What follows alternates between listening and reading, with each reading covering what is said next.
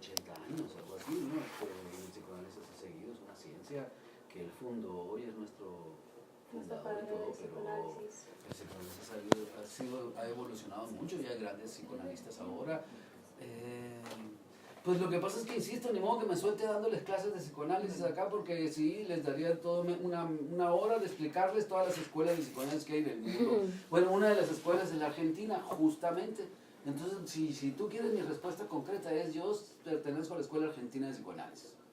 Está la escuela gringa, está la escuela inglesa, aunque los argentinos vienen de los ingleses, entonces todo un pedo de la historia del psicoanálisis, ¿no? Entonces, pues sí, yo, aunque también, por ejemplo, yo sigo mucho a un autor gringo, y mira que los argentinos así a los gringos no los quieren mucho, pero a mí me gusta mucho Otto Kemper, que es un chingón el amigo, no tengo todos sus libros y lo he leído y me sirve mucho en mi trabajo lo que este vato escribe, ¿no? Pero yo vengo del psicoanálisis argentino. El psicoanálisis mexicano viene del psicoanálisis argentino, ¿no? En general, en fin. Bueno, entonces aquí decía, ¿qué le llevó a la elección de esta carrera? Ya nos comentó su experiencia con la medicina y cuando entró al salón de psicología. Y aquí viene sobre cómo empezó a interesarse específicamente por el psicoanálisis. Entonces fue cuando empezó a convivir pues con es muy curioso, sí, pero sí, fue en un segundo momento. En un primer momento, cuando yo entré a la carrera, me gustó mucho la gente de psicología, el ambiente hippie y todo, ahí muy suave, a diferencia de los apretados después descubrí, muchos años después descubrí que no era la medicina, que eran los de la Salle los que me cayeron gordos, ¿no? Pero bueno, yo no, en aquella época para mí eran lo mismo, pinches mamones, me caían bien gordos, ¿no? Entonces, después ya dije, porque además, y bueno, en fin, entonces, ¿cuál era la pregunta? Sí, entonces la elección de su carrera fue cuando vio de este salón, se salió de esa carrera, llegó, específicamente en cuando empezó a interesarse por el psicoanálisis. Por el psicoanálisis, hay una historia, pero la historia es que yo llegué... ¿Es referente al psicoanálisis? No, sobre el conductismo, es una historia de un paciente ahí, está muy interesante la película, está muy buena y además es un ícono en el cine, uno de los grandes cineastas, es el director, pero bueno. Te batí esta mañana porque cuando estoy trabajando me hablan. Bueno. Se interesó por el psicoanálisis. Ah, sí, entonces realmente fueron muchas cosas que se juntaron, ¿verdad? Pero realmente en el fondo fue una rebeldía a lo que me enseñaban en la universidad. El pinche conductismo me caía gordo, me parecía que no curabas nada, me parecía, inclusive socialmente hablando, era así como pues yo no estaba de acuerdo, yo siempre hasta la fecha, por eso estoy encantado con que va a ganar Andrés Manuel, pero yo siempre he sido de izquierda, ¿no? Y entonces se me hacía muy derechista, muy...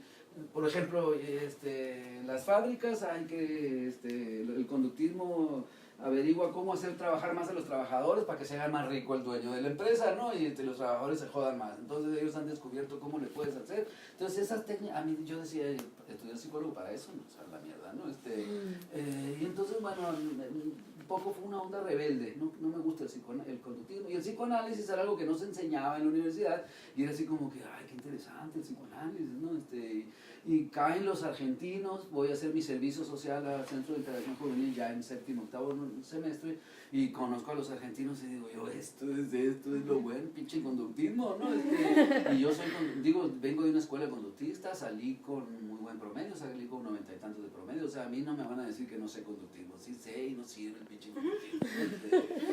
Y entonces por eso fue que yo me interesé por el psicoanálisis, circunstancias de la vida otra vez, ¿no? Una rebeldía que yo estaba en una escuela donde me enseñaban una teoría muy dogmáticamente y así como que no me gustaba, y en fin. Bueno, la siguiente pregunta es, ¿en qué consiste el psicoanálisis desde su punto de vista? Pues es que el psicoanálisis dicen los teóricos, es diferentes cosas, tres cosas principalmente.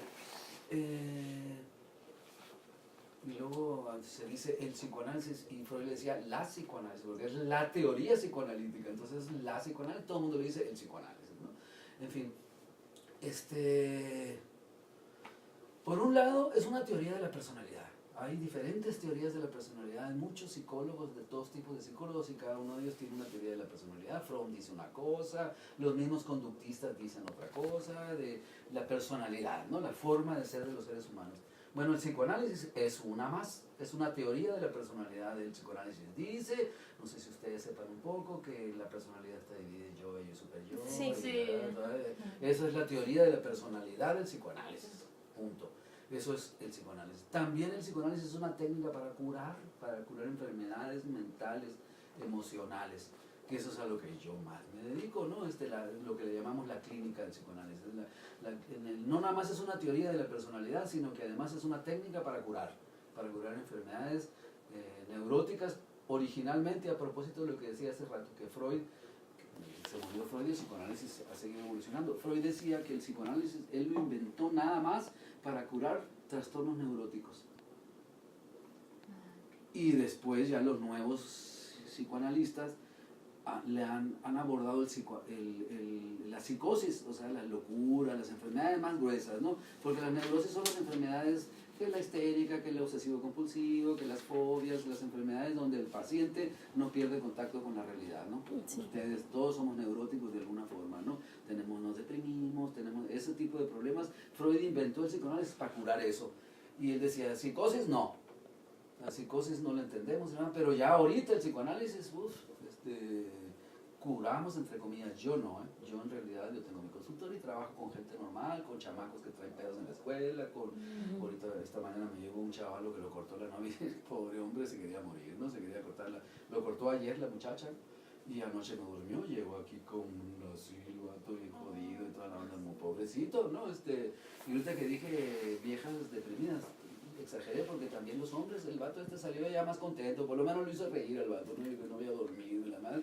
Entonces yo me dedico a eso, a ayudar a la gente que lo cortaron, que se deprimen. Ya los locos que se despegan de la realidad, que tienen que ir a internarse y todo, también le entro, ¿no? Pero no es mi público, mi tipo de pacientes más frecuente. Sí. Adolescentes expulsados de la secundaria, morros reprobados, chavos con problemas de que se quieren cambiar de carrera y los papás unos pedos. Bueno, no saben. Es más, creo que no, de su universidad no he tenido pacientes.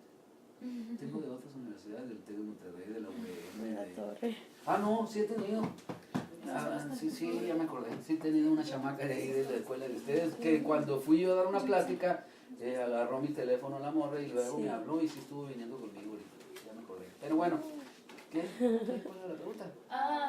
Pero no, ya le respondió que es el psicoanálisis desde su punto de vista. Sí. Me faltaría otra, pero ya ni me acuerdo. Es una teoría de la personalidad, es una técnica para curar y aparte es una concepción del universo, eso ya es más cabrón, ¿no? Pero sí es una concepción del universo, es decir, el psicoanálisis es una idea de lo que es el universo también, ¿no? Y es muy criticable, muy cuestionable. Luego la gente, los críticos del psicoanálisis, que tiene muchos, se confunden, entonces critican cuestiones técnicas con cuestiones filosóficas. Por ejemplo, la posición que Freud tenía a propósito de los homosexuales. Para Freud, por ejemplo, los homosexuales eran desviados, estaban enfermos, ¿no? A estas alturas del partido ya sabemos que los homosexuales no están enfermos, es una preferencia nomás, ¿no? En fin, hay muchas cosas que Freud dijo, nos limpiamos con ellas, ¿no? Pero en esencia el método para ¿cómo se dice? La aparición del inconsciente, no sé si me van a preguntar más al rato, pero bueno, ya. Okay. Personalmente, ¿usted diría que el psicoanálisis qué le ha dejado? Pues todo. El otro día me mandaron un exalumno de muchos años, me mandó ¿cómo se dice? Una foto, un meme o quién sabe cómo se llama.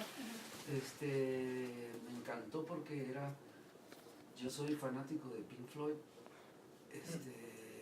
y entonces me mandó de esas con una foto de Freud y decía Pink Floyd. Me encantó, ¿no? Porque era el Dark Side of the Moon, que es el arcoíris, pero la imagen es Freud ahí, ¿no? Entonces digo yo, mira, y me lo mandó este alumno justamente porque digo yo, son las dos cosas que me fascinan en la vida, ¿no? Es decir, el psicoanálisis y la música de Pink Floyd, ¿no? Y entonces, ¿qué me ha dado? Mucho, hasta esposa me dio, ¿no? Porque yo, en el instituto donde yo estudiaba psicoanálisis, hicimos un congreso. El caso es que conseguimos una secretaria. No. Y esa secretaria ahora es mi esposa. Qué orgullo. Y tenía 17 años ella, y yo tenía 26 y la suegra me quería matar. Pero siempre me quedé con ella, ¿no? No nada más me quedé con ella, sino que me la traje porque es guachita, ¿no? Entonces me la traje. Más me quería matar la suegra, ¿no? Pero el caso es que me ha dado todo, hasta vieja me ha dado el psicoanálisis, me ha dado lo que soy, de lo que como, mi forma de ser, lo que yo leo, siempre. Y no soy un, ¿cómo se puede decir? Un fanático. Yo a Freud lo critico igual, y es más, dentro del psicoanálisis yo soy, digamos, un psicoanalista bastante heterodoxo, ¿no? Bastante rebelde, ¿no? Yo no uso la técnica específica de Freud, por ejemplo. Freud utilizaba el diván, yo no utilizo el diván. De hecho, Sí. Yo no utilizo el diván, yo utilizo pero eso es porque estudié psicoanálisis con adolescentes. Los adolescentes no es recomendable acostarlos en diván, ¿no? Y entonces, pues, yo ahora ya con los adultos igual, no uso diván yo, para nada. Muchas cosas técnicas que Freud exige, digamos, o que el psicoanálisis exige, yo me limpio con ellas, ¿no? Porque hay otras teorías, hay otras cosas, no, yo soy, finalmente, antes inclusive de ser psicoanalista, soy psicólogo clínico, ¿no? Yo soy psicólogo primero, después estudié psicoanálisis, ¿no? Entonces, como psicólogo, pues soy muy abierto a otras teorías y todo, sin embargo, soy psicoanalista, ¿no? Porque creo en el inconsciente, porque trabajo consecuentemente con todo eso, en fin. ¿Qué más? Yo tengo una pregunta que también la voy a transformar. ¿Qué otras figuras posteriores a Freud ve relevante en la historia del psicoanálisis? Yo quiero saber una que muchos comparan mucho, que es Milton Erickson, que usó mucho la hipnosis y que también ha transformado, según sus seguidores, las teorías de Freud. Híjole. Pues lo que pasa es que Freud, como que fue el primero, y a partir del que fundó el psicoanálisis en 1900, con un libro que se llama La interpretación de los sueños, ahí empieza el psicoanálisis, ¿no? A partir de ahí empiezan, a los pocos años, sus alumnos empezaron a pelear con él. Hay unos muy famosos, por ejemplo, Jung, uno de los grandes psicólogos, fue alumno de Freud, se peleó con él y fundó su propia escuela, y él decía que era psicoanalista. Dice, pura madre, no era psicoanalista, pero él decía, soy psicoanalista, y bueno, está bien, ¿no? Tenía derecho. Hubo otro que vino y vivió en México, que fue maestro de un señor, de un libro que usan los médicos, se llama Psicología Médica, se llama Ramón de la Fuente, se llama el autor.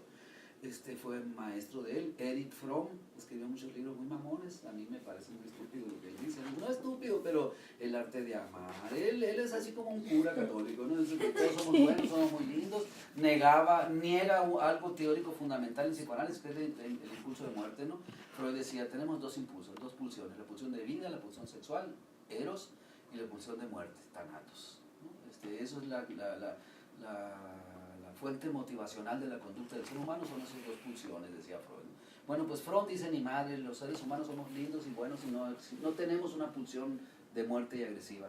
Está pendejo, uno lo ve todos los días en la consulta. Pero bueno, Freud, desde el principio esos vatos se pelearon con Freud a los 7, 8 años. Estamos hablando de 1910, hicieron sus propias escuelas. Y así, luego vino Lacan en Francia, 20 años después, que ha sido un gran psicólogo, muy reconocido. Los lacanianos son muy chingones, los lacanianos nadie les entiende, pero ellos son muy chingones, ¿no? Y luego por países, los ingleses, los argentinos, los gringos, pues como siempre los gringos, ¿no? Comprando a los mejores cerebros del mundo, se los llevan y acá y tienen muy buen psicoanálisis los pinches gringos, ¿no? Muy criticable su psicoanálisis, pero... Entonces hay una gran puta madre de psicoanálisis, y todos se llaman psicoanalistas, ¿no? Muchos que ni los queremos y los reconocemos, como a Fromm, por ejemplo. Fromm llegó, hizo escuela en México y todo, y él se decía psicoanalista. Y tiene un libro que se llama Psicoanálisis del campesino mexicano. Ellos psicoanalizaban, pero ellos fueron corridos de la ¿cómo podemos decir? De la Asociación Psicoanalítica Internacional, pues, ¿no? Finalmente, en fin. Entonces, hay muchísimas escuelas. Erickson, hay un Erickson muy chingón, de los primeros, pero no es el que tú dices, ese es otro Erickson. El que tú dices, yo no creo que ni psicoanalista sea ese vato, fíjate. que sí, que yo he visto Sí, que los sueños y que el amor y todo, pero no es psicoanalista. Ese vato, si se dice psicoanálisis es porque mucha gente se dice psicoanalista. Por la Es más, fama. aquí en Hermosillo hay 2 o 3 vatos que dicen, yo soy psicoanalista, porque leyeron 3 libros de Freud y ya, ¿no? Y no, ser psicoanalista es estudiar psicoanálisis un chingo de años, ¿no? Como lo hice yo y como lo hicimos los 2, 3 que habíamos en Hermosillo, no hay más, ¿no? En fin, entonces, pues no lo conozco, honestamente no lo conozco, pero entiendo que no es psicoanalista, ni siquiera es psicoanalista, ¿no? Creo yo. Es un vato que se ha dedicado a estudiar los sueños y tiene su propia teoría y tiene seguidores. Aquí ha habido congresos en donde vienen acá los ericksonianos y se avientan unos rollos ahí, pero no es psicoanálisis eso. No creo que la Asociación Psicoanalítica Internacional lo reconozcan, o la Asociación Mexicana de Psicoanálisis. O sea, es decir, el psicoanálisis no se enseña en las universidades, así se llama un libro de Freud, ¿no? Son asociaciones civiles, ¿no? Y son asociaciones civiles que están asociadas en asociaciones psicoanalíticas de todo el mundo y la madre. Y yo no creo que es un punto. Igual estoy equivocado, pero creo que no. El vato ese es otro pedo. Ok. Dice, ¿puedes resumir las principales dificultades de investigar en psicoanálisis? ¿Es posible integrar la investigación cualitativa y cuantitativa? Y pues ese es uno de los grandes problemas, justamente, y es una de las grandes críticas al psicoanálisis, que no es que nos cueste. Nuestro método no implica mediciones, como lo son los conductistas. Los conductistas se aferran en la onda de medir, de cuantificar, ¿no? Y nosotros no, y una de las dificultades justamente es esa, que, por ejemplo, inclusive para enseñar el psicoanálisis, ¿no? Es decir, ustedes mismos, que tienen la clase de cirugía, y chingue su madre, y se meten a una cirugía, se sientan y ven al cirujano cirugiar ahí la madre, y aprenden viendo cómo se hacen sí, todas esas madres, ¿no? En psicoanálisis no podemos, aquí nadie entra, aquí entra mi paciente y nadie entra. Y entonces yo les enseño a mis alumnos con películas, con una bola de cosas. Entonces es una dificultad en el sentido, ¿cómo se dice? Pedagógico, vamos a decirlo así, para aprender psicoanálisis. Por eso la mejor forma de aprender psicoanálisis es lo que ya les decía hace rato, ¿no? Su propio psicoanálisis de uno. Es decir, uno tiene que entrar al psicoanálisis, y ahí sí, yo ahí vi cómo sí sirve, cómo se me curaron muchas cosas que yo tenía. Muchas no se me curaron porque soy ser humano, ¿no? Pero yo tenía, además estaba joven. Yo entré a psicoanálisis cuando tenía 21, 22 años. Llegué y le dije a mi psicoanalista argentina, para variar, llegué y le dije que yo quería, que me quería terapiar porque yo iba a ser psicoanalista cuando fuera grande, pero yo no tenía problemas. A los 2 meses salía llorando de las pinches sesiones ahí, ¿no? Los broncones que traía, ¿no? Me aventé 10 años en psicoanálisis. Entonces esa es la mejor forma de resolver esta dificultad. El método clínico prescinde de este rollo cuantificable y todo. Sí hay un psicoanalista, por ejemplo, a propósito de lo que preguntabas tú ahorita, hay un psicoanalista que se llama René Spitz, que tiene un libro que se llama El primer año de vida del niño, que hace unas observaciones maravillosas sobre el bebé, la muerte de cuna, una bola de cosas muy suaves que investigó él haciendo cuantificaciones, o como dijiste tú, cualitativo y cuantitativo. Ándale, investigaciones cualitativas y cuantitativas. Sí. El psicoanálisis es más cualitativo y tenemos que aceptar que así es. Y entonces, en términos positivistas, digamos, del método científico, pues es un handicap en contra del psicoanálisis. La dificultad, pero ni siquiera es dificultad, no nos interesa, a mí me vale madre, pues, ¿no? Es decir, no me importa, sí, ¿no? Sí. Yo tengo forma de comprobar que el inconsciente existe, lo veo todos los días con mis pacientes, ¿no? Sí. En fin, y entonces, pues esa es la respuesta. Justamente esa es una de las debilidades del psicoanálisis, ¿cómo dijiste? Análisis cuantitativo y cualitativo. Más bien es cualitativo el análisis que hace el psicoanálisis, ¿no? Muy bien. Otra pregunta sería, para terminar, ya que me piqué, ahora ¿hacia dónde evoluciona el psicoanálisis? ¿Hacia dónde cree que evoluciona? ¿Hacia dónde va? Sí es. Pues hay muchas cosas a donde puede ir evolucionando. Yo ahorita pues es que la evolución, creo, más importante para mí es una evolución teórica, porque yo creo que hay diferentes niveles de evolución, ¿no? por ejemplo, a nivel pragmático, bien pragmático, por ejemplo, ese es un problema del psicoanálisis que nunca ha podido resolver por lo intrínseco del método.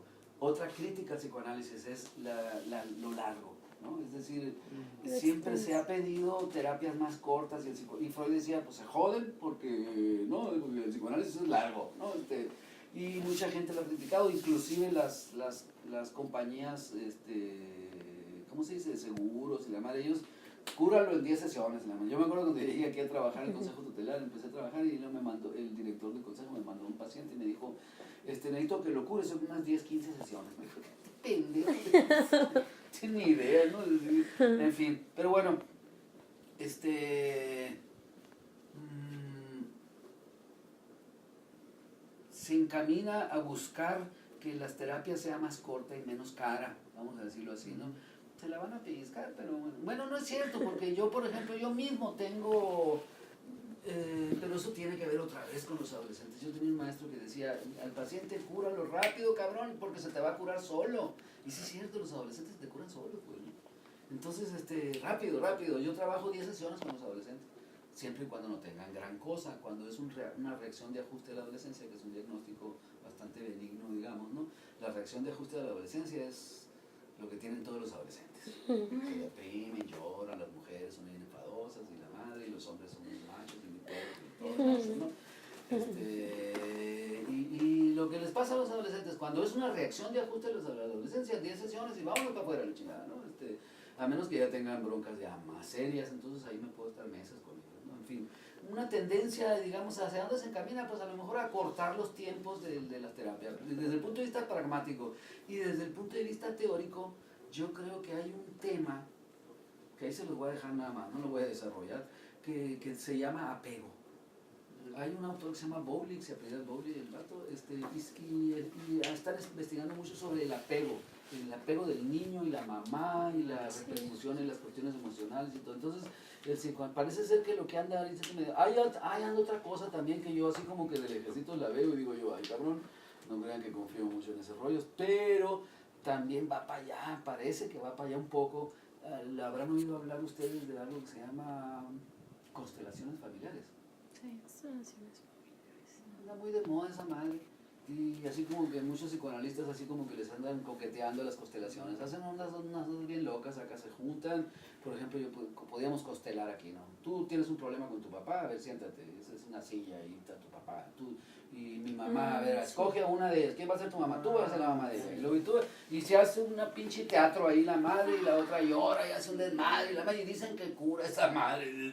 Se llama constelar, hacen constelaciones familiares. ¿No? Tienen que ver. Y sí hay cosas muy interesantes, eso que yo también lo he visto acá, pero sin hacer esos shows. Por ejemplo, uno empieza a descubrir que pedos que tú traes ahorita fueron de tu bisabuela. Y la conociste, la pinche viejita, tú, y vienes ahí, ¿sí me explico? Es decir, uno va descubriendo que vienes arrastrando cosas que te van metiendo que tú ni al caso. Por ejemplo, mucho de la sexualidad de las mujeres, ¿no? Por ejemplo, ¿no? Todas las inhibiciones y los pedos que ustedes tienen que ver con sus abuelitas, ¿no? Con que sus abuelitos las violaban, se las cogían a fuerzas y toda la onda y todas esas cosas que hacían los viejitos, ¿no? Y entonces, bueno, ahora las mujeres tienen muchos pedos, pero no son de ustedes, son de ellas, acá ya déjenlas ahí, la madre, ¿no? En fin, las constelaciones ayudan a eso, ¿no? A descubrir lo que tú como persona andas cargando que no es tuyo y que es de tus papás, de tus abuelos, y a veces dicen que hasta te vas a 3, 4 generaciones para atrás, ¿no? Pero por lo pronto con tus papás, ¿no? Tú empiezas a descubrir, por ejemplo, cómo tú estás haciendo cosas que le corresponderían a tu mamá en un pinche ejercicio ahí, ¿no?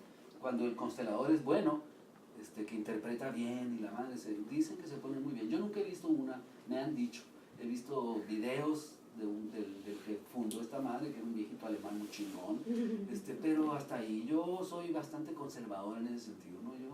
Mi consultorio, mi técnica para trabajar a los chamacos y trabajo con los adultos muy bien. A veces me animo a ver parejas, no me gusta, me cansan mucho las parejas, y afortunadamente aquí en Hermosillo hay, bueno, 3 o 4 muy buenos terapeutas de familia y de pareja, entonces los mando para acá. Y a los niños tampoco, yo no veo niños, no me gusta niños. La técnica con los niños es jugar, es andar hincado y la chingada, ¿no? Yo prefiero a los adolescentes. Están cotorreando, muertos de la risa y les llega con ellos, ¿no? Con el niño es jugar. Y a las mujeres les gusta mucho, por eso las mejores psicólogas de niños son mujeres, ¿no? Aunque aquí hay un psicólogo muy bueno. El otro día estuve en un panel con un psicólogo de niños autistas. En fin, ¿qué más? Muy bien. Yo nomás tengo una pregunta. ¿Cómo fue su encuentro con el inconsciente y cómo ha estado o cómo ha evolucionado este encuentro a través de los años? Ya su madre.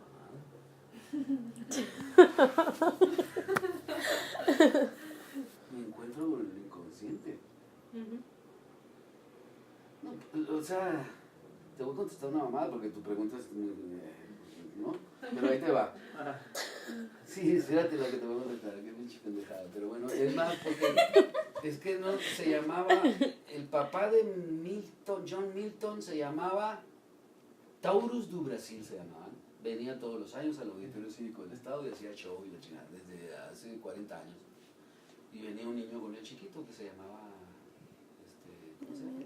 John Milton, John el niño y ahora el John Milton sigue viniendo con su papá. Tienen más de 40 años viniendo todos los años a hacer show y la gente de aquí le encanta. Sí. Bueno, pues en aquella época yo tenía 17, 18 años, vi al Taurus do Brasil y dije yo, a la ver.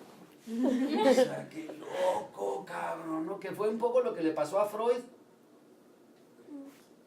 Freud era un neurólogo, ¿cómo se dice? Prominente neurólogo en Alemania. Y se fue a hacer un intercambio a París, un intercambio, eso que hacen los médicos, que una estancia, digamos, unos meses en París, en la Salpêtrière, que era el hospital psiquiátrico y el director era una vaca sagrada hasta la fecha, ¿no? Es uno de los grandes médicos, ustedes algo deben de haber oído hablar o van a oír hablar de él, se llama, no sé, se llama Charcot, bueno, se apellida Charcot, era el director y fue un genio el cabrón de la medicina. Y llegó Freud con Charcot y el Charcot estaba bien loco y Charcot hacía shows así como el John Milton, pero con los doctores, con los estudiantes de medicina los ponía todos ahí, agarraba una histérica y la ponía y le decía duérmese y la chica y se dormía y ahorita que te despiertas va a estar ciega acá. Y se despertaba la otra y no veo y la chica y luego la dormía, duérmete. Ahorita que te despiertes ya vas a ver. Y pum, veía. Lo que hace el Milton, va a estar paralítica, no va a poder caminar. Y te despertaba y la otra, no puedo caminar.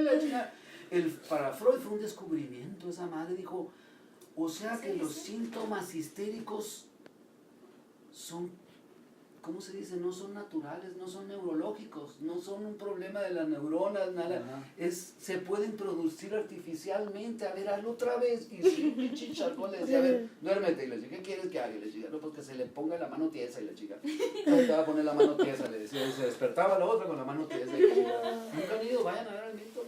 O sea que si es real. Sí. ¿En qué consiste? Pues la hipnosis es un fenómeno psicológico muy interesante. Desgraciadamente vino, bueno, no desgraciadamente, bueno, sí, desgraciadamente en el sentido de que la ciencia se desinteresó en la hipnosis y quedó en manos de los shows, del espectáculo y la madre, pero el hipnosis como fenómeno psicológico es un fenómeno maravilloso. Hay gente que se ha estudiado en París, por ahí andan algunos que están estudiando, pero no le han metido y yo creo que faltaría mucho estudiar la hipnosis, pero ahí queda, ¿no? Lo que pasa es que Freud al principio hipnotizaba, influenciado por Charcot. Ahí en ese momento Freud, mira, me preguntas a mí, te contesto lo que le pasó a Freud, ¿no? Ahí Freud se convirtió en psicólogo cuando vio a Charcot y dijo, oh, que la chingada, él tenía ya rato trabajando con histéricas y él estaba convencido de que lo que había que encontrarse era un pedo en las neuronas, ¿no? El sistema nervioso central y la chingada, que era lo que él se dedicaba, pues. Y andaba terco con averiguar, y cuando fue y vio a Charcot y dijo, ok, la chingada, o sea que los síntomas histéricos son producidos artificialmente. Le dijo Charcot, se regresó a Alemania y empezó escribió la interpretación de los sueños, se psicoanalizó él solo y la madre, y inventó una ciencia que se llama psicoanálisis. A mí, ¿cuándo? Ni sé cuándo, la verdad, no, así me agarraste en curva porque... Cuando yo dije, el inconsciente sí existe, ¿no? Pues sí. A lo mejor ya en términos más, no tanto personales, sino como terapeuta, interpretando sueños, que de repente le atinas al sueño acá y sí, le ayudas y la madre dices tú, órale, cabrón, qué chingón, ¿no? Y ahí es cuando dices tú, no, pues sí, el inconsciente está cabrón, inventa cosas y la madre. Entonces, todo detrás de nuestra conducta, la conducta es, como decía Freud, es como un iceberg, ¿no? Y entonces nada más la puntita del iceberg se ve, lo que está abajo es el inconsciente, ¿no? Entonces todas las conductas humanas están determinadas por el inconsciente. Y para terminar les voy a decir una cosa, les voy a decir, no te voy a contestar personalmente, pero ahí les va la historia, también a veces les sirve de algo. Un ejercicio que hizo Freud, creo que fue Freud. Llegó un paciente hacia el consultorio y le dijo, te voy a hipnotizar para ver qué te saco. Está bueno, le dijo, el paciente lo durmió. Y cuando estaba dormido le dijo, mira, ahorita que te despiertes vas a hacer 3 cosas. Le dijo, primero, te vas a levantar, vas a agarrar la planta esa que está encima de la ventana y la vas a poner encima de la chimenea. Luego cuando regreses te vas a poner el sombrero ese que está en la perchera. En el perchero te lo vas a agarrar y te lo vas a poner. Y luego vas a darle una vuelta a gatas al consultorio. Bueno, despiértate, dice Milton, ¿no? Despiértese. Y se despertó. Y le dijo, ¿qué le dijo, doctor? Nada, no me dijiste gran cosa. Y siguieron platicando. Y en la plática, de repente el paciente voltea y dice, doctor, estamos hablando de Alemania, nevando, pinche friazo. Le dice, esa plantita que está ahí se va a morir en el frío en la ventana. ¿La puedo cambiar para acá, para lo calientito? Le dice. Y le dice Freud, Y entonces agarra la plantita y la pone ahí. Cuando viene de regreso, pasa por enfrente del perchero y voltea y dice, ah, cabrón, mira, yo tengo un sombrero igualito de la misma marca, y se lo pone, pero está más grande, dice, y lo volvió a dejar ahí. Y se vino y se sentó. Y ya estando sentado, siguió la plática. Y en la plática le dice, ¿puedo fumar? Sí, le dice. Y entonces saca su cigarro, saca su encendedor, ¿no es cierto? No había encendedores en aquella época. O el cigarro o los cerillos. Y se le cayó el cigarro. Chinga, quedó. Y se hincó y empezó a buscar el cigarro y ya lo encontró allá. Y lo agarró y se sentó. Y ya lo prendió en la mano. Y entonces Freud le empieza a decir, esa es la primera parte del experimento. Ahí está el inconsciente, ¿no? El vato, bueno, empezó a defenderse. Le dijo, ¿y por qué cambiaste la plantita? Y le dijo, no, mira, a mí me gusta mucho la planta, yo soy acá amante de las plantitas, y la se va a morir, a mí se me han muerto. Y eso se llama racionalización. Aquí lo ve uno todos los días en el consultorio. Le dices al paciente, ¿tú te querías coger a la morra? No, es pendejo, no estás racionalizando, ¿no? Al revés también, ¿no? Sobre todo las mujeres, los hombres no necesitan tener un inconsciente, los hombres tenemos un inconsciente, ¿no? Las mujeres son las que lo niegan, no le hagas caso, dice. Pero bueno, el caso es que se empezó a defender y luego le dijo que el sombrero, ¿por qué te pusiste el sombrero? Le dijo, bueno, ¿se molestó? No me molestó. ¿Pero por qué te lo pusiste? No, pues discúlpeme. Hasta él se molestó así como chinga, pues ya, ¿no? Y entonces Freud le dice, ¿y por qué le diste vuelta a gatas al consultorio? Dice, yo andaba buscando mi cigarro, que se me cayó. Él ni por aquí, que había hecho eso porque se lo habían... Y el Freud estuvo chingue, no, a mí se me hace que fue por otra cosa. Yo creo que tú le diste la vuelta al consultorio. Hasta que llegó el momento en que el paciente le dijo, ya sé, ahorita que me hipnotizó me dijo que lo hiciera. Esa es la segunda parte del experimento, es decir, es lo que dice Freud, eso es lo que tenemos que hacer los psicoanalistas. Nosotros estamos con el paciente diciéndole, mira, tú hiciste esto. Por ejemplo, el otro día un paciente que decía que él quería mucho a su novia y no la agredía, la llegada. Entonces el vato, ella vive en México, él vive aquí y su mejor amiga se fue a Puebla. Y entonces él se fue a México a visitar a su novia. Y una mañana se arrancó a Puebla a visitar a la amiga, algo así, se estuvo allá y durmió con la amiga. Pero es su amiga, su mejor amiga. Sus amiguitas. Bueno, es lo que yo le digo, cabrón, es una agresión contra ella. Y él no acepta, no, es mi mejor amiga, no pasó nada, durmieron juntos, pero no pasó nada. Mi novia duerme con un vato, chingada su madre, mi novia, junto con el vato, ¿no? Y el vato decía que no, que simple, que celosa, que no, cabrón. Hasta que el vato se empezó a dar cuenta de que sí era una agresión contra la novia, que estaba enojado, hacemos lo que Freud nos enseñó, pues es decir, confrontas al paciente, le vas enseñando cómo los motivos de su conducta son inconscientes y él no sabe que los tiene. Él no sabe que quería agredir a la novia, ¿no? Él no sabe que dio la vuelta a gatas porque se lo ordenaron y no porque se le cayó el cigarro, lo tiró al pinche cigarro. Sí, el inconsciente es muy cabrón, ¿no? Te hace hacer cosas que tú ni cuenta te das. Eso es, así es como existe el inconsciente y entonces, pues, eso uno lo ve en el consultorio todos los días, ¿lo ves, no? A eso me dedico yo, a ayudarle a los pacientes a que se volteen a ver y que digan, ah, qué pendejo, pues sí, qué pendejo, ¿no? Ya para que ella tiene la panzona la chamaca. Sí, ¿no? Pues sí. Pero bueno, me podría estar 3 horas porque me encanta hablar, como se pueden dar cuenta.